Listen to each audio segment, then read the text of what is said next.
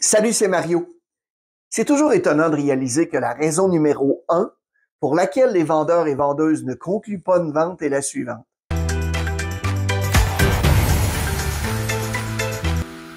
Ils et elles ne le demandent tout simplement pas. Et vous avez bien entendu, ils ne demandent pas la commande. Peut-être savent-ils pas comment, peut-être pensent-ils le demander. Comme tout sport, il existe certaines règles pour réaliser une vente. Et premièrement, posez-vous la question suivante concernant vos stratégies actuelles. Est-ce que ma façon de faire les choses inspire aux clients les points suivants, c'est-à-dire de la confiance, du respect, de la transparence et des relations? Essayez-le avec un collègue et posez-leur la question. Récemment, j'entendais un directeur des ventes dire la phrase suivante. J'ai bien tenté, vraiment tout tenté pour visser la cliente, mais ça n'a pas fonctionné.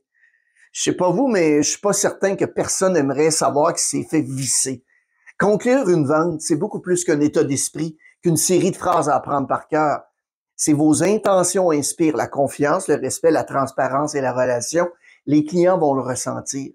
Que vous soyez novice dans la vente ou entrepreneur, voici 11 commandements à suivre pour conclure une vente. Donc, premièrement, assurez-vous d'avoir réalisé toutes les étapes du processus de vente. Donc, qu'importe la stratégie que vous utiliserez en essayant de conclure une vente, si vous ne suivez pas les étapes préalables, jamais vous ne réussirez à conclure. Si votre premier contact, l'évaluation des besoins de votre client, la manifestation de votre produit ou service sont discutables et laissent à désirer, vous aurez beau avoir tout un arsenal de techniques de conclusion de vente, jamais le client ne voudra s'engager avec vous.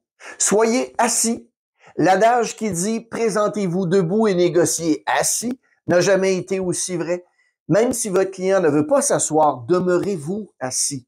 Passer de la position assise à debout suggère que quelque chose a changé et va permettre aussi à votre client de cesser la négociation.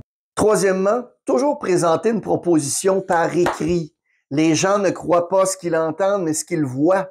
Soyez transparent en montrant votre offre. Il est fini le temps où écrire un prix à l'arrière d'une carte d'affaires suffisait. Ayez toujours un contrat, une lettre d'entente et un bloc-notes tout près de vous. Tous les éléments qui ajoutent de la valeur devraient être écrits afin de démontrer aux clients ce qu'ils vont obtenir en faisant affaire avec vous. Évidemment, quatrièmement, communiquez de façon claire. PowerPoint.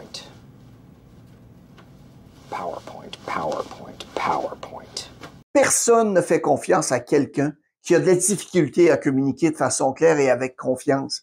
C'est important de s'enregistrer et de s'écouter le plus régulièrement possible afin de vous assurer que le message que vous voulez dire est bien celui que vous voulez émettre et aussi vous assurer qu'il est bien compris par votre client. Cinquièmement, envoyez les bons signaux et demeurez confiant. Il s'agit d'une discipline que vous devez pratiquer. Si vous voulez que l'on vous croie, il est important d'abord d'établir un bon contact visuel avec votre client. Ça va suggérer, bien évidemment, un intérêt envers eux et elles et démontrer la confiance en vous-même et en votre produit ou service. Donc, lorsque vous faites une demande de conclusion de vente, hochez la tête de haut en bas en signe que oui. Vous seriez vraiment surpris d'observer que la plupart des représentants hochent la tête plutôt de gauche à droite lorsqu'ils essaient de conclure une vente. Répétez-vous constamment que vous pouvez en arriver à une entente, qu'importe ce que diront les gens autour de vous. En fait, cet état d'esprit va vous permettre d'éliminer toute négativité de votre environnement et va vous permettre d'être créatif afin de trouver des solutions pour votre client. Sixièmement, ayez toujours un crayon avec vous. Vendez-moi ce stylo. Un jour, lorsque je tentais de conclure une vente, j'ai voulu prendre mon crayon dans mon veston et il s'y trouvait pas. Le client a pris ça comme un signe qu'il ne devait pas signer et il ne l'a pas fait. J'étais évidemment déçu et depuis ce temps, j'ai toujours un crayon près de moi.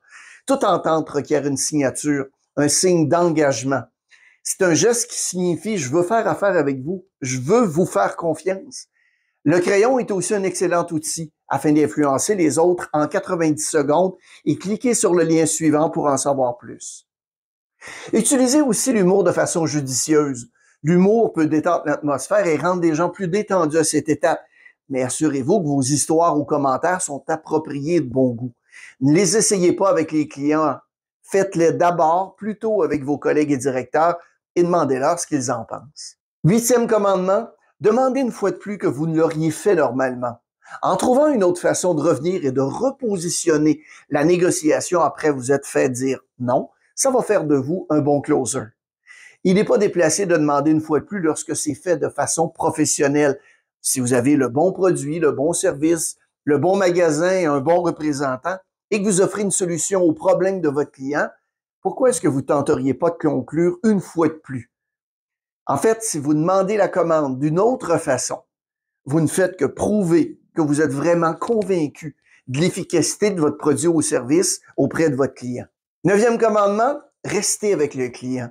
Chaque fois que vous quittez le client pour vérifier quelque chose, vous créez un doute et de l'incertitude dans sa tête. Ça aura pour effet d'augmenter la tension pendant la négociation, de diminuer la valeur et de rallonger le temps de la conclusion. Vous devez vraiment être au maximum de vos connaissances pour ainsi répondre à toutes les questions de façon franche et honnête. 10e, traitez toujours les clients comme des acheteurs.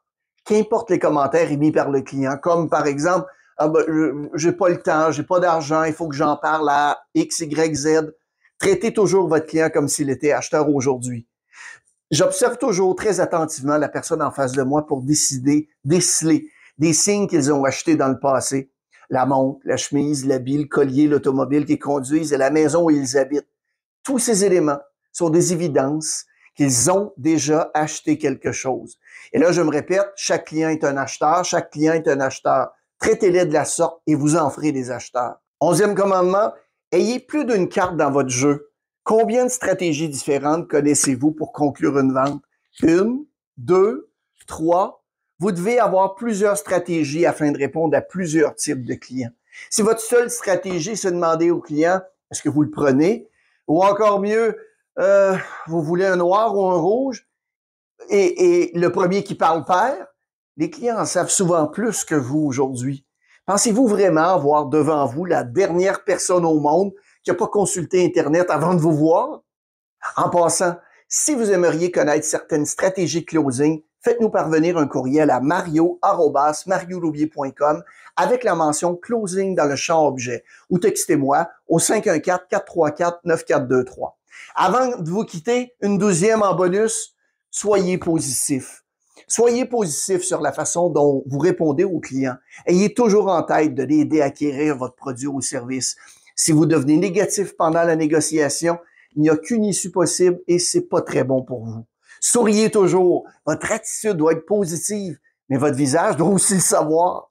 La manifestation positive de votre attitude doit s'exprimer d'abord et avant tout par votre sourire.